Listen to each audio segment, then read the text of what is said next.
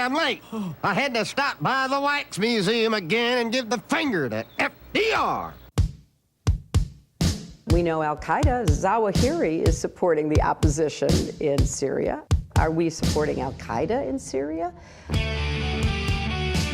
it's a proud day for America. And by God, we've kicked Vietnam syndrome once and for all. Thank you very, very much. I say it again, you've been had. You've been took. You've been hoodwinked. These witnesses are trying to simply deny things that just about everybody else accepts as fact. He came, he saw, he died. Well, we ain't killing their army, but we killing them. We be on CNN like, say our name, Ben, say it 3 times. The meeting of the largest armies in the history of the world. Then there's going to be an invasion. All right, you guys, introducing our friend Sheldon Richman because it's Friday morning, and that's when we interview Sheldon. Hey, Sheldon. Good morning. How are you doing? I'm doing great. How are you? I'm doing all right. It's actually 12:03. What the hell am I talking about? Well, I slept in a little bit. Hey, you wrote a thing about Spinoza. Benedict de Spinoza, 1632 through 1677. That's interesting. That was a little while ago. But my point is that doesn't matter. He's extremely relevant for today. And while he's making a comeback in philosophy and other disciplines, actually, even neuroscience, but some other things, evolutionary psychology, there's a great interest in him. Linguistics, I think. His political philosophy is entirely relevant to us, and we ought to be hearing about him. So that's what I tried to do. I don't expect everybody to run out and start, buying his books. Not that they're hard to read. The English translations are very good. He wrote in Latin. Obviously, I didn't read the original. But for people who aren't going to go out and read them, I thought I'd give them, a capsule version of what he thought about politics. I go a little bit into his more fundamental philosophy from there, but most of it's spent on his political theory. Cool. All right. So who's this guy? Where's he from? What's the deal anyway? Well, maybe he's the first radical liberal. He was born in Amsterdam, but his family was Jewish Portuguese. But in 1497, I believe, the Portuguese threw the Jews out. That was like 5 years after Ferdinand and Isabella threw the Jews out of Spain. So they were gone from the Iberian Peninsula. And a substantial community in Amsterdam emerged as a result. And it was that was probably the most liberal place on earth. The Dutch Republic and Amsterdam in particular was a pretty open and tolerant place. Obviously, the Jews wouldn't have been settling there if it weren't tolerant. It wasn't totally free. And the Jewish community was a little nervous about risking its status, so they tried to, police their own members to keep them kind of from being too much maverick or intellectual rebels. And that's why I think Spinoza ran into trouble, because at the young age of 23, in 1656, he got excommunicated from his congregation, which means the entire Jewish community. They had a process which was called cherem, which was like a Amish style shunning. They condemned him for abominable heresies. This is a quote, and monstrous deeds. That sounds pretty serious. And they basically said, you'll be cursed for all your days when you go to sleep at night, when you wake up in the morning, blah, blah, blah. They could have just said it in a few words. Your name is Mark. They could have just said. And now you saying here that history doesn't record what it is that he wrote, but do you know that it was something he wrote rather than something he did, or they didn't specify.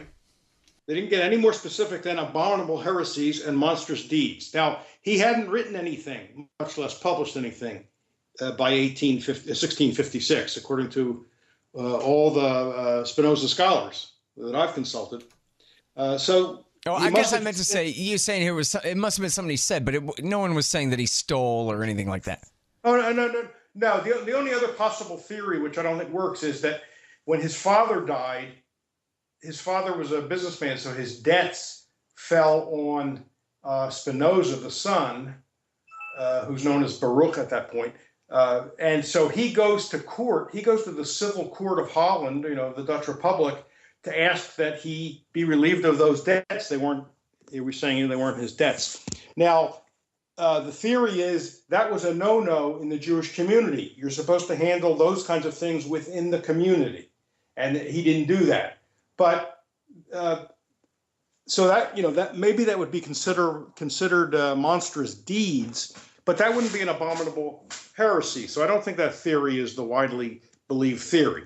I think the view is, given what he later wrote and even published, although anonymously in his lifetime, he must have been talking to friends and was either overheard or somebody ratted him out.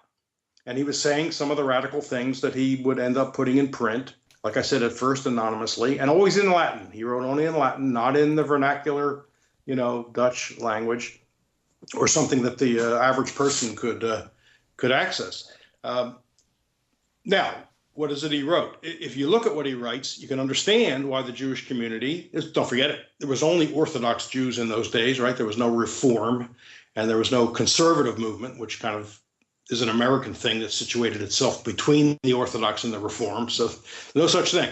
There's only Orthodox. And given the nervousness, they always, understandably, the Jewish community and the leaders probably thought they were always sort of walking on eggshells, even though Amsterdam was welcoming and open and they could practice their religion. They didn't want to alienate the larger community for fear that maybe that could change or could be withdrawn, that tolerance. So you can kind of understand their nervousness, and it may explain that. I think that means it's the best theory is his philosophy. It got around that this was his. They had this philosophy in the works, and just to do that very quickly, not the political philosophy so much, but his basic metaphysics, really, and epistemology, and just things related to what other people believed. He essentially rejected religion as we think of it, although he kind of redefined religion in a more naturalistic way. But he said, number one, the soul is not immortal. When you die, you die. The Bible is not the word of God. It was written by people. He was one of I think the original skeptical scholar about the Bible, and he goes into great detail in his book on ethics, The Ethics. He goes into great detail about this. That it's not the word of God. It was written by a series of people over a couple hundred years after the events, and then wasn't edited and put together until later on by some other people. So he gives evidence to cast doubt that it's the word of God or in any way an accurate history book. Although he thinks it's a valuable book because he thinks it contains valuable moral lessons. He doesn't bash it on those grounds. And then he also claims that argued and he would say prove.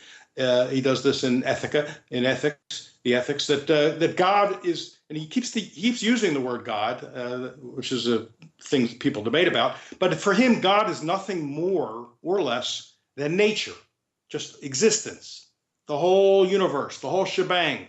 There's nothing outside of nature. There's nothing outside of logic. There's no supernatural, and therefore there's not a person. There's not an anthropomorphic God that can hear you, that can listen to you, that can grant requests, that you can pray to, that can condemn you, or can reward you. So he said, you can love God, but don't expect him to love you back.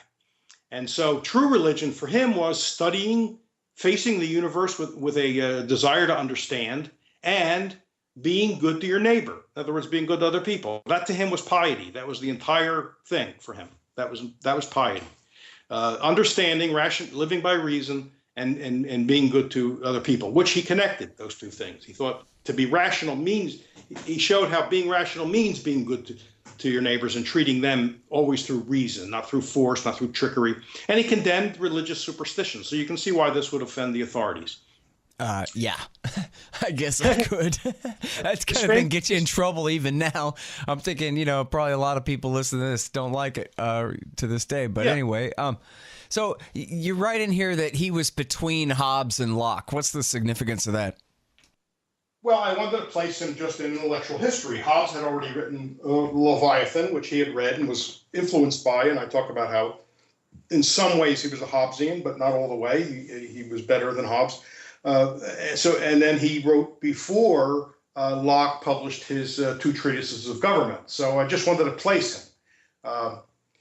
I don't know I'm not enough of a Locke student to know whether he cites Spinoza at all. That's an interesting question. Yeah, but that's they what I have was some thinking. differences, and I point out in particular the differences over between Spinoza and Locke over the idea of toleration, because Locke famously wrote a letter concerning toleration where he called for religious toleration, except he doesn't extend it to atheists and Catholics. Spinoza extends it to everybody. So this is where we now get into the political philosophy. He was a great believer in total freedom of conscience. Anybody should be free to. By the way, he favored a democratic republic. He may be the earliest person to endorse the idea of democracy, but his whole philosophy, of course, is about how government ought to be limited to only one thing, namely securing people's safety so that they can then live the rational life safely, not threatened by criminals or foreign invaders, stuff like that. So his point was anybody should be able to think whatever he wants and say whatever he thinks. And that's very close to a verbatim quotation. Hey, so now back to those freedoms in just a second, but I'm interested when you talk about his, very minarchist kind of conception there. Does he talk about kind of the economics of power and how, the control of resources basically and how that's tied up with politics and that's the problem or anything along those lines? He's not an economist. And so he doesn't, to my knowledge, he doesn't get into that. Maybe he mentions it somewhere, but I'm not aware of that. I haven't read all of Spinoza, but I've also listened to a lot of lectures from Spinoza scholars on YouTube and I've read stuff by the libertarian philosopher Douglas Denial of Liberty Funds, has 2 books on Spinoza. He's a Spinoza scholar, and I don't see that coming up. So I think it's more, the political side. But one thing he does point out, which I think is interesting because it maybe shows what he would have thought about economics, is that he sounds like Bastiat. He says, we are social animals, in the way the Greeks said we're social animals. And he said the great benefits of, living among other people is, number one, just safety, security. Number 2 is, it gives you the space to develop your power of understanding, which makes you freer and more rational. And the third thing is you profit from other people through the division of labor. And he doesn't use that phrase, but he specifically says we're limited beings, and our access to the comforts of life and goods and services are far limited if we live alone, if we live by ourselves or in very tiny groups. So he understood that. That's a big point. And of course, Bastiat makes a huge point of that in his in all his writings, particularly Economic Harmonies, about how important the division of labor is to the good life. Mm-hmm. The good life, meaning the life as a rational being. We need other people. Mm-hmm. And but so did he really say, like, here's why you don't want your government to do more than provide the most basic security kind of situation? Well, he thought it couldn't do that because of the very, he disagreed. Here's where he disagrees with the Greeks. In many ways, he's sort of in the Greek tradition. He's an advocate of virtue ethics, which is the ethics of, Socrates, Plato, and Aristotle. And so he's in that tradition. But where the Greeks saw the state as needing to be engaged in soulcraft, in other words, promoting virtue, right, making virtuous people, making people into virtuous beings, Spinoza didn't think the state can make people into virtuous beings. That's an internal process for Spinoza. All the state can do, and he says the only thing it can do, is create the security. Then leaving people alone then to internally make themselves excellent, and virtuous, rational beings. Mm-hmm. So that's why he wants to limit it. He says if it tries to do more than that, it will only just end up destroying the civil peace that the state was, supposed to create in the first place. So if it tried to control what people thought, it really can't control what people thought. It can't reach into your mind. So people will just think things secretly, but then that kind of drives it underground, and then you get, covert activity, and that all threatens the peace of the society, which then interferes with people's ability to live, rational lives, and become virtuous. So he just shows that he can't do it. All right, you guys, here's how to support the show. First of all, subscribe to the RSS feeds, iTunes, Stitcher, and all of that. All the feeds are available at scotthorton.org and also at libertarianinstitute.org. You can also follow me on youtube.com/Scott Horton Show. And sign up for Patreon. If you do, anybody who signs up for $1 per interview gets 2 free books from Listen and Think Audio. And also, you'll get keys to the new Reddit page, reddit.com/Scott Horton Show. And then if you go to scotthorton.org/donate, $20 will get you the audiobook of Fool's Errand, Time to End the War in Afghanistan. $50 will get you a signed copy of the paperback there. And a $100 donation will get you either a QR code, commodity disc, or a lifetime subscription to Listen and Think Libertarian audiobooks. That's all at scotthorton.org/donate. And also anybody donating $5 or more per month there. If you already are, or if you sign up now, you'll get keys to that new Reddit group as well. Already got about 50 people in there, and it's turning out pretty good. Again, that's reddit.com/Scott Horton Show. If you're already donating or you're a new donor, just email me, scott@scotthorton.org, and I'll get you the keys there. And hey, do me a favor, give me a good review on iTunes or Stitcher, or if you liked the book, on Amazon.com, and the audiobook is also on iTunes, and sure would appreciate that. And listen, if you want to submit articles to the Libertarian Institute, please do, and they don't have to be about foreign policy. My email address is scott@scotthorton.org. Right, and then, so when they restricted his political speech is, I guess, when he became a free speech radical, and I guess really, historically speaking, really led the cutting edge on free speech as a vital principle, right? Well, that's right. He's really like a father of that explicitly. And he had 2 friends who were oppressed by the state. And again, this was the most liberal place still. But one of his friends was writing sort of Spinoza type stuff on about religion, and died in prison either from medical neglect or maybe something more active on the part of the authorities. And I believe another friend of his had been executed. So as free as Amsterdam was, and as the Dutch Republic was, it was not completely free. And so he had to be careful. And he writes in, like I said, he published the only book published in his lifetime. Well, he published a book on Descartes, but that wasn't considered very controversial. But his book on the theological political treatise, which was damned as a book forged in hell. That's the phrase that was used. He didn't put his name on that, and it was, like I said, published in Latin. Now it became known it became an open secret that he'd actually written it. But since nobody could prove it, they couldn't move against him. And then he died 7 years after the book was published.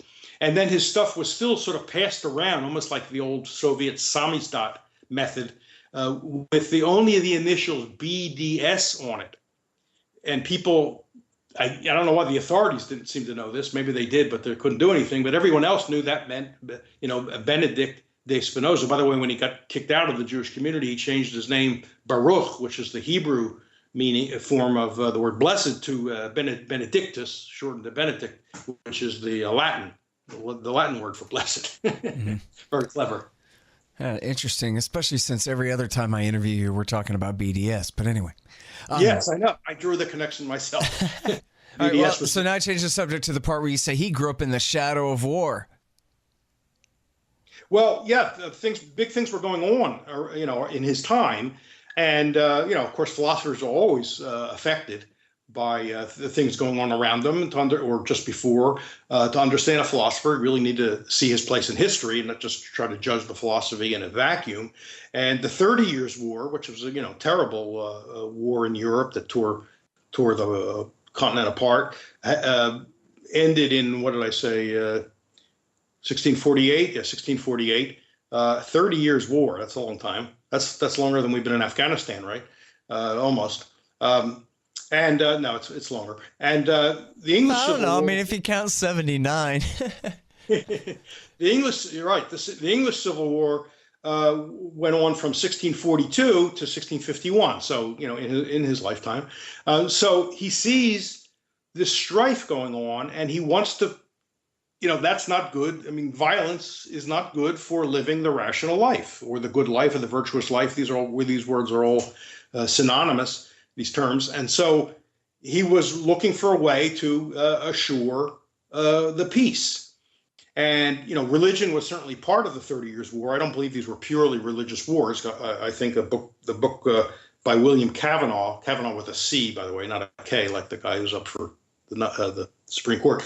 The Myth of Religious Violence is a very important book because it shows that what we think of as the religious wars, in the early modern period, were not purely religious wars, because religion in those days was completely tied up with culture and politics, and other things. So you can't just pull out one strand and say, aha, it was a religious war. So I just didn't want to leave the impression that it was purely a religious war. But he was concerned about these wars and going on, and he was searching for a way that would encourage the peaceful conditions in which people can live as people, as rational persons. And that's what his mission was about. And now, so when it came to the founding generation, or the revolutionary generation, I guess, in America, did they cite this guy very much the way they did Locke and Montesquieu and whoever else?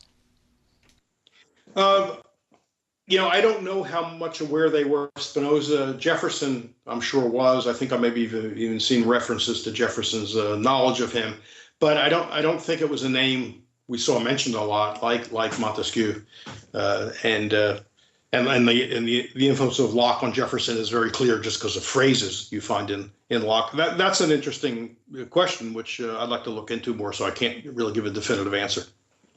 Mm-hmm. So he preceded Locke and was more radical than him, but probably had less influence here. Maybe that was just because he was in the Netherlands, not England. Well, that's part of it. That's right. That's part of it.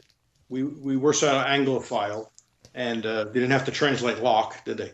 So that could be part of the reason. But Jefferson was reading French philosophers. He was a big fan of the great radical French liberal and laissez-faire advocate Destutt de Tracy, and he had his book. He oversaw the translation of that book as Principles of Economics, or whatever he called it. I forget now.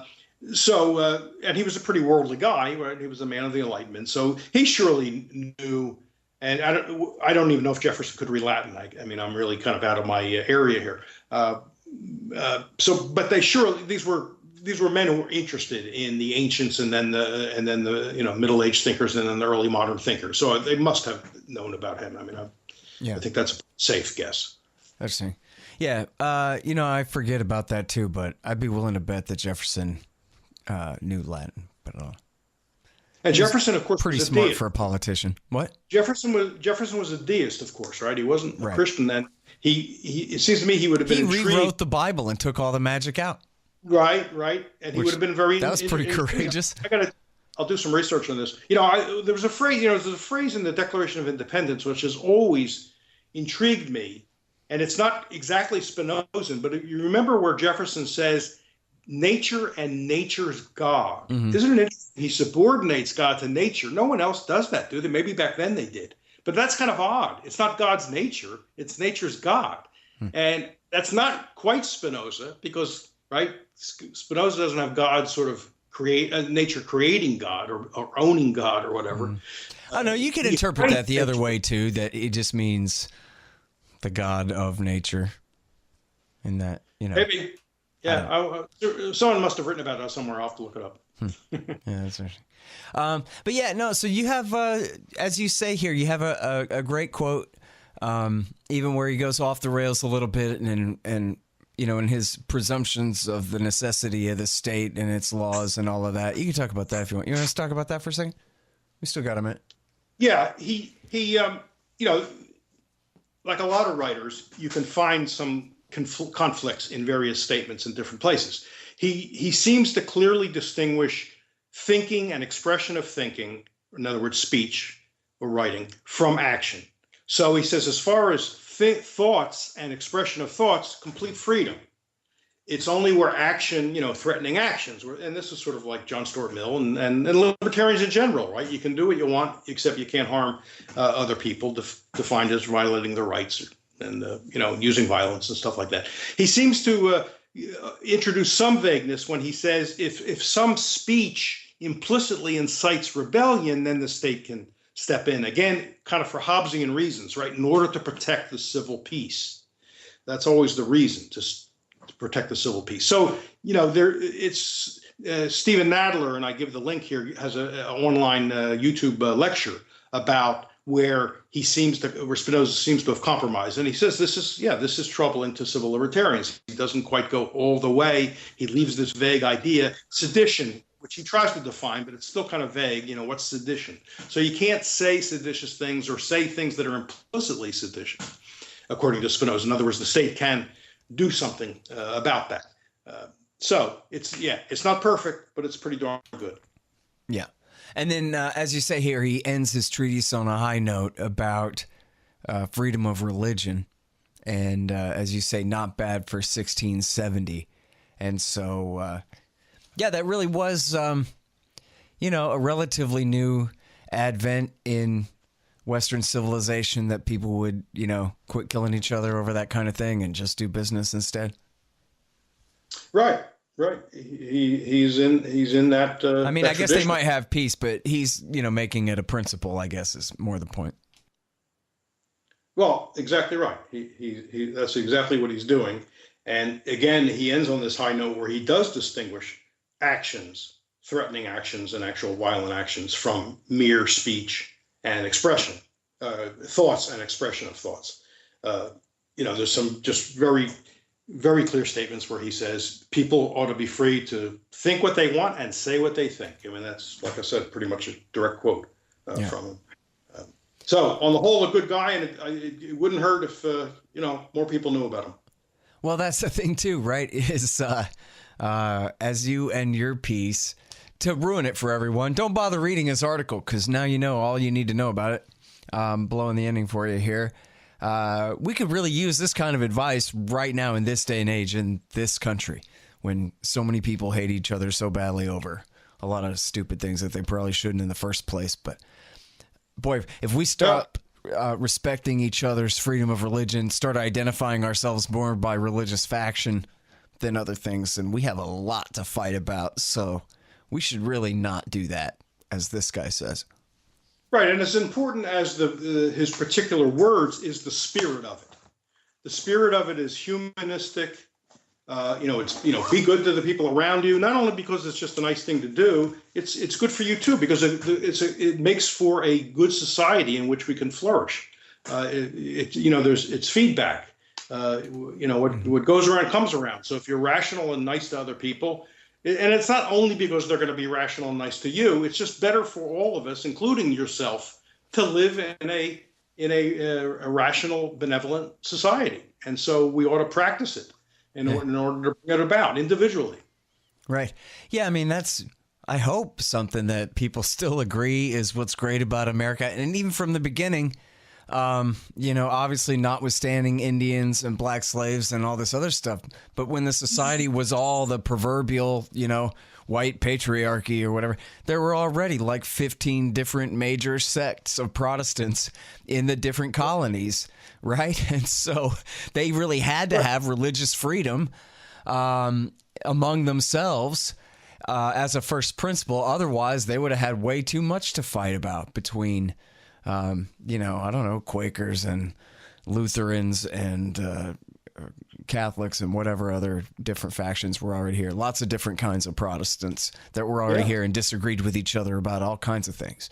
The Constitution doesn't mention religion. Of course, the First Amendment comes afterwards. The Bill of Rights is something that's appended later. But there's nothing about religion in the Constitution, totally silent. In fact, it doesn't even mention God. And somebody after the convention asked Hamilton why God's not mentioned in the Constitution, and he said, I believe this is according to Gordon Wood, major philosopher, historian of this area. Hamilton says, we forgot. So it wasn't on their minds because they had at least they had a totally secular society in mind. That sounds kind of tongue in cheek, right? I mean, the idea was that the government was contracted by the people, that it wasn't bestowed by God onto the people. It was the people creating it as their own security force, which you and I know is mythology, all this popular sovereignty and whatever, but makes for a nicer premise. But they didn't even appeal. Yeah, but they didn't even make any appeal. to it. I think that's interesting because they were in a secular frame of mind. Well, and it's interesting. I mean, in 2018, our attorney general said that government is bestowed upon the people by God. That's where it comes from and all of its legitimacy. And that's why you have to obey all its laws. It says so in Romans and all of this, notwithstanding the fact that, as you say, the contract that creates the government, the U.S. Constitution, does not say that at all. And then, of course, the First Amendment, when it brings up religion, it's only to forbid the government from trying to twist it that way. The interesting thing is in the, I forget what year this is, the first couple of decades of the 19th century, when the U.S. entered the treaty to end the Barbary Wars, it says explicitly at the very top, the United States is not a Christian nation. You can look it up, as Yogi Berra would say. You can look it up. And that created no controversy, right? They didn't get letters to the editor saying, what do you mean the U.S. government says we're not a Christian nation? It's at least people saw themselves as purely secular, and religion was a private matter. Now Spinoza, to mention one more lapse in Spinoza, again, in order to preserve the public peace, this is his view, I'm not saying I agree with it, he thought that public displays of religion, piety, religious rites, could be kept within limits by the state. Now, the state was going to be purely under civil authority, even though it was elected, but it wouldn't be electing, clergymen and stuff like that. I mean, clergymen wouldn't be separate powers of they would have no political power, the clergy. And so he still thought the state could regulate public practice of religion, because it's an action. You can think whatever you want, but what you do, if it clashed with the majority, then we're risking the public peace. And obviously we would attack that view in Spinoza. It's one of his imperfections, but again, he was driven by this idea that we have to preserve the public peace in all ways. And in this way, he's very much like Ludwig von Mises, because if you read Mises's work in Human Action and other places, for Mises, the standard is, Mises was not a rights theorist, rights advocate. For him, what counted was, does it undermine social cooperation, or does it, encourage social cooperation, or, leave social cooperation alone? And that, for Mises, was the test. If something tended to undermine social cooperation, he was against it. Oh, that's interesting. Yeah. All right. Well, and as you say, all this is still really good for the mid-17th century. So one of these days, time is going to stop and give me a year off to catch up on a bunch of reading, and I'm going to read my Spinoza then. Well, he's fun. But until then, at least I have you, so that's good. He's fun reading. Well, I'll look into see what Jefferson knew about him. I think that'll make a good article if I can find something. There you go, everybody. The great Sheldon Richman, our modern-day Spinoza, only even better. The Libertarian Institute. I was never kicked out of the synagogue. Yeah, well, she left anyway, so. All right. A man for our troubled times, Spinoza. That's at the Libertarian Institute, libertarianinstitute.org, where Sheldon is the executive editor. All right, thanks, man. Anytime. Thanks, Scott. Yep. All right, y'all, thanks. Find me at libertarianinstitute.org, at scotthorton.org, antiwar.com, and reddit.com/Scott Horton Show. Oh, yeah, and read my book, Fool's Errand, Time to End the War in Afghanistan, at foolserrand.us.